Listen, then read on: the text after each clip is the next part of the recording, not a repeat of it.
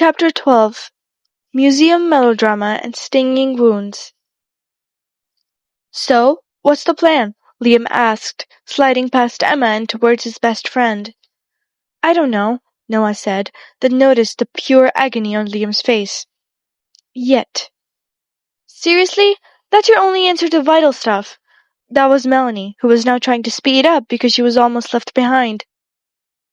Can't you do some stuff too? At least I got us all this far, Noah smiled teasingly, still walking with his hands in his pockets. The cold breeze blew around them. If there's something to do, I will do it, and I'll complete it, Mr. Know-it-all, Melanie commented as the boy shrugged. Can you guys go to the side of the road to fight? Liam proposed hypocritically. We're not fighting. This is a civilized discussion. Right, Noah? Oh yeah, of course. You and your etiquettes. The boy wiped an imaginary speck of dust from his chest. Says the one who won't stop whining till he fixes his clothes anywhere, anytime. It's just called having good fashion sense and basic manners. You're the last person on earth to have good fashion sense and basic manners. Can't argue with that, Liam commented. Would you shut up for a minute? Shutting up. Liam moved an imaginary zip across his mouth. You scared the poor boy, Noah mumbled. Did you eat crows for breakfast today? This does not sound like a civilized conversation. Like, at all, Liam chimed in yet again. Shut it! They both replied together. Hey, that's good progress. At least you guys agree on something, even if that's shutting me up, Liam replied. Stop squabbling! He shook his head in frustration. Noah sighed. Oh yeah, like you and Em ever stop bickering? Speaking of Em, why are you so quiet today? Said Melanie, turning around when she realized that there was no Em. She was gone, vanished in thin air as if the cold breeze had taken her away, making her become one with nature. Uh-oh, Liam froze in place. Oh, where is she? Melanie asked, turning towards the boys. I have no idea, Noah said, his eyes wide. Every squabble and argument was forgotten when the three exchanged nervous looks, questioning where she could have gone. Where could she have gone? I think I know where she is, Liam said. Melanie furrowed her eyebrows and was about to ask him, but Noah beat her to it. Where? Come on, you can see for yourself, blabbers. Liam turned around. He sped down the road, making for the museum. Noah and Melanie got a slight idea as to where Emma could have been.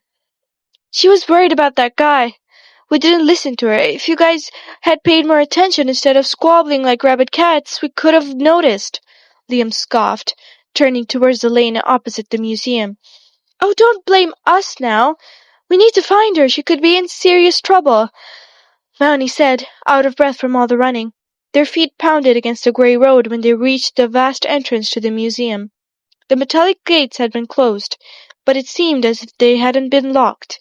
They rushed through, and then they saw her. Emma was almost near the ticket seller's cabin when Liam shouted her name and caught her by the shoulder. You scared me there, Liam, Emma said, turning towards him. I can say that about you, too, he breathed, taking his arm off her shoulder. Where were you off to, Em? You scared the heebie-jeebies out of us. I wanted to check Riggs out, but none of you listened, so I came by myself. Geez, you could have asked me. Mel almost had a full-blown heart attack, and when one of you guys is nervous, I get nervous, so stop scaring the crap out of me. He pinched the bridge of his nose. Would you have come if I'd asked you to? Her question took him by surprise. He looked at her, removing his hand from his face. Obviously I would, you big idiot. Her remark made a big smile form on her face. Thank you, she managed to mouth to him as the others caught up. Em, where were you? Are you okay? Noah asked as he closed in the distance between him and his sisters. I'm all right, but... She trailed off, pointing at the empty cabin, which was once occupied by John Riggs. The others looked at it and considered it carefully. Maybe he's gone for a lunch break or something. Noah scratched his head. No, they can't be, because they would have put up a sign or something, Melanie said. Oh goodness, what if something happened? And we need to be more serious about this. This is something big and we need to find those rings. Come on, relax a bit. The tour's not till Monday, Liam said. What about Riggs? Noah asked. Was he there when you came, or... He was already gone, Emma interrupted. And by that, I mean no trace of him. No sign, no nothing. A sudden sound of angry footsteps alerted the four. What happened? Emma whispered as Noah pulled her behind a car. That guard's here. He's saying something to the other dude, Liam said, peeking over the car's bonnet. So, why are we hiding? It's that guard, the one who tried to shoo us away, Noah whispered back. He didn't shoo us. Try to listen to what he's saying, Melanie whispered. I am. I hope that Riggs guy is all right, Emma said to her brother, who was crouching next to her. On her other side were Melanie and Liam. Let's see. Okay, he's angry, Liam said as he came back down into hiding as the guard supposedly turned towards them. What was he saying? Emma whispered in anticipation. He was talking about some job that's been done. The other said he was sorry for someone. I didn't get the whole thing. Liam whispered to the others. He might have been talking about Riggs. Who's there? The shrill voice halted all of them in place. Emma froze mid-sentence, staring wide-eyed at Liam with her mouth still open, the words she'd wanted to say melting like mildew in her mouth. I said, who's there? The guard yelled from across the street. Do something, Liam mouthed to the others. Noah blinked at him, and Melanie just gave the panic shrug. Emma grumbled something under her breath as she rolled up her pants a bit, bent forward, and scratched her knee on the road. Emma grimaced as she sat back upright. Liam's mouth had fallen open as he squeezed his eyes shut, and Melanie had her hand over her mouth, with the other on Emma's arm. Ow! This hurts so much! Help, please! Emma yelled out loud, trying to distract the guard. Are you crazy? Melanie whispered. What else was I supposed to do? I couldn't think. Does someone have a Band-Aid? Liam yelled out loud as he turned towards Emma, joining in. Noah got up from his position. Gentlemen, my sister is injured. Please help. She's got a scratch on her knee and it's bleeding, he exclaimed in a foreign accent to the guard standing there. It's you again? The guard yelled. We were going, but the driver of this red car suddenly stopped the car and ran away. He dropped all of our tickets. We think he was a thief, Noah said, still trying to keep up the accent. Where'd he go? The guard asked. I'm the one who's injured, Emma yelled from behind the car as the guard came to see what was happening. Gentlemen, please help her. She's very sensitive and all that, Liam exaggerated as he looked at Melanie with a lively look. He was clearly enjoying this. Yes, such a crybaby. Can't stand a single scratch on her knee. Makes her cranky, Melanie replied. Emma gave Liam a slight blow to his arm. You kids overreact. It's nothing, the guard asked, then rubbed his chin. Will a Band-Aid be good enough, or are you going to throw a tantrum? Yes, a Band-Aid will do, Emma said. All right, I'll get one. Don't cry, I guess, the guard said as he moved towards John Riggs's cabin. Thank you, guys, for that exaggeration, Emma said with a straight face. Don't overreact, you guys, Noah said with a chuckle as he dropped back next to her. It doesn't actually hurt, does it? Melanie asked. Ugh, why did you even do that? It is bleeding. You could have done something else, Liam said. Like what? Should have hit you? Emma asked. Nope, this is much better, he said, turning back as the guard reached them. Here you go. Use it and get out of here, please, the guard said. Oh, we can't use it like this, Melanie interrupted. What do you mean? The guard asked. We need to clean the wound first, with antiseptic, and then bandage it. Come on, boys, let's get her home, Melanie requested as they all helped her up. Come on, Noah said as he helped lift her sister. The guard stood there, baffled. Okay, the man said to himself, then turned towards the other sentry with furrowed eyebrows. How about we slap a bandage on this and get home? Emma suggested, and Melanie made her sit on the curb. No, there's a chance of tetanus, and this can get affected. Remember what Claude said? You should always clean your wounds before bandaging them. We don't want to risk... Liam interrupted Melanie as he sat on the curb next to Emma. It can't be that bad. Exactly. I agree with Liam, Emma nodded. You do? No compromise. We're bandaging the knee up nicely. Melanie patted Emma's head jokingly. Okay, babysitter. You actually do need a babysitter, Em. I do not. Melanie just shrugged, then went inside the corner store with Noah to get first aid. Does it sting? Liam asked Emma. Mm-hmm, she nodded, straightening her leg. Don't move or it'll bleed more, he said as she stopped stirring. The blood has already dried off, though. Feels weird, doesn't it? Yeah, it feels super weird, she replied. But it's not really a big deal. Not as much as Mel's making it. You know our dear old Melly. She won't stop till the wound is gone. Emma chuckled a bit, then fell silent.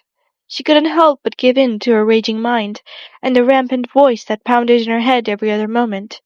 Every night she had woken up, gasping for breath, heart racing, body sweating. Every night the voice would come to her and ask her to listen and find the rings and to give in and to submit to him and to... You okay? Liam asked. I'm fine.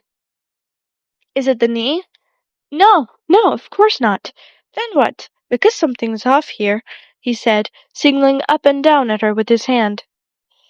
Emma sighed, then finally told him. Nightmares. Oh. Weird ones, too. It's always so vivid, bright.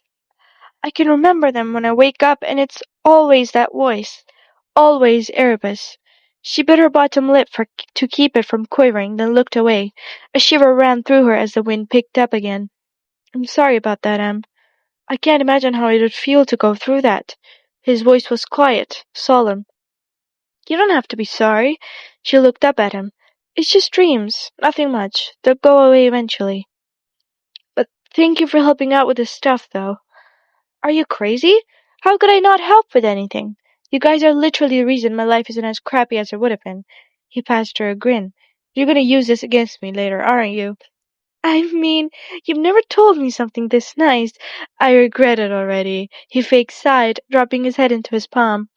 Drama queen, Emma laughed. You and Noah, both of you, you overreact so much. Nuh-uh, he shook his head. What do you mean, nuh-uh?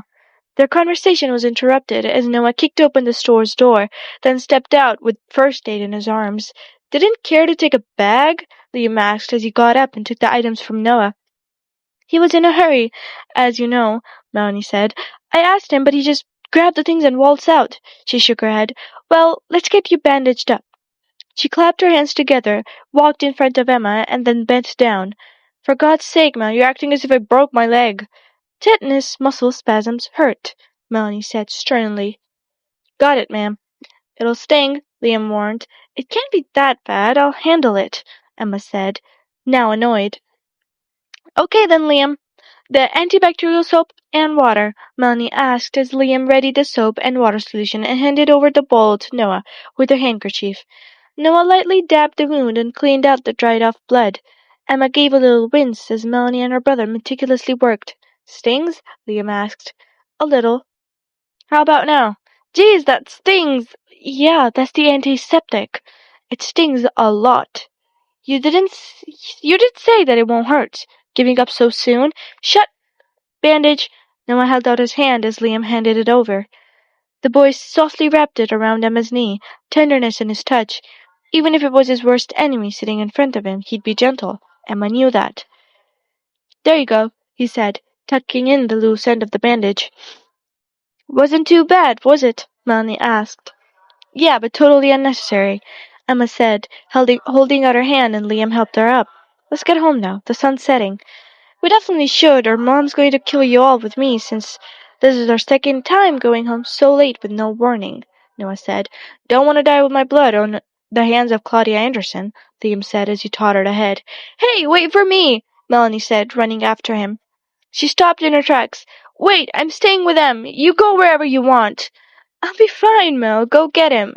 Emma laughed as her best friend turned back, running after Liam. Help? Noah asked as he let out his arm. Thank you, mister, his sister smiled, pulling her arm through his, and making her way home with her friends and her brother as the orange sun dipped below the horizon.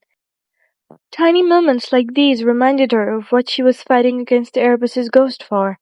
Whenever it turned and took her into its darkness, she always found a way back.